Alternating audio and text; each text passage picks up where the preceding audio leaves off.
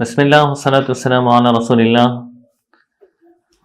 احادیث کے اندر آپ علیہ الصلاۃ والسلام نے علم حاصل کرنے کی بڑی فضیلت بیان فرمائی ہے، کیونکہ علم جو ہے حاصل کرنا عبادت ہے۔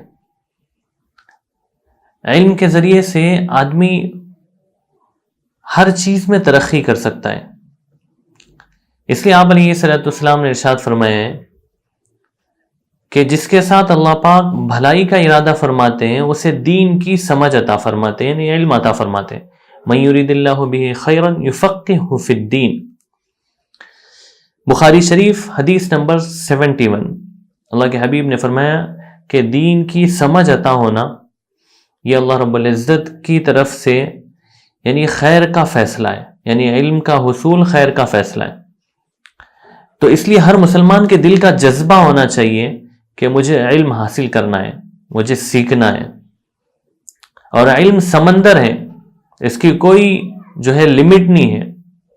اس لیے آپ علیہ الصلوۃ والسلام نے ارشاد فرمایا ہے، ترمذی شریف حدیث نمبر 2686، مومن علم سے کبھی سیر نہیں ہو سکتا، وہ علم کی باتوں کو سیکھتا ہے، سیکھتے سیکھتے اسے موت آ جاتی ہے، اور اللہ کے حبیب نے ارشاد فرمایا وہ جنت میں داخل ہو جاتا ہے، لیکن علم ختم نہیں ہوتا۔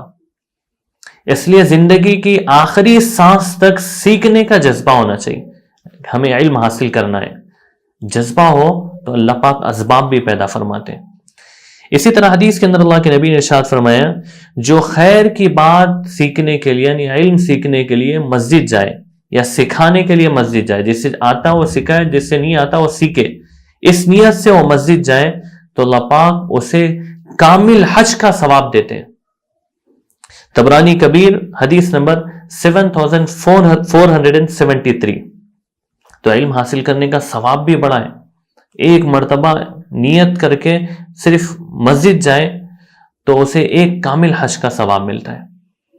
اسی طرح حدیث کے اندر اللہ کے نبی نے ارشاد فرمایا ہے کہ تم میں سب سے بہترین وہ لوگ ہیں جن کے اخلاق اچھے ہوں، لیکن ساتھ ساتھ دین کے علم بھی ہو، دین کی سمجھ بھی ہو۔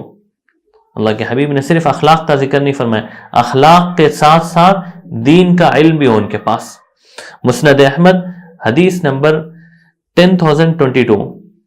تو آپ علیہ الصلوۃ والسلام نے علم کی فضیلت بیان فرمائی اور علم کی وجہ سے آدمی کا مقام بلند فرمایا۔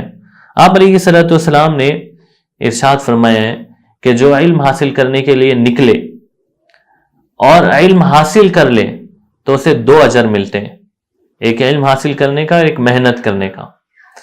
اور اگر علم حاصل کرنے کے لیے نکلے لیکن کسی وجہ سے علم حاصل نہیں ہو سکے تو بھی آپ علیہ الصلوۃ والسلام نے ارشاد فرمایا اسے 1 اجر ملتا ہے۔ یہ طبرانی کبیر حدیث نمبر 165۔ تو آپ علیہ الصلوۃ والسلام نے ترغیب دی ہے علم حاصل کرنے کی۔ اس لیے ہر مسلمان مرد و عورت ہر ایک کے دل میں جذبہ ہونا چاہیے کہ ہمیں علم حاصل کرنا ہے اور آخری سانس تک علم حاصل کرنا ہے۔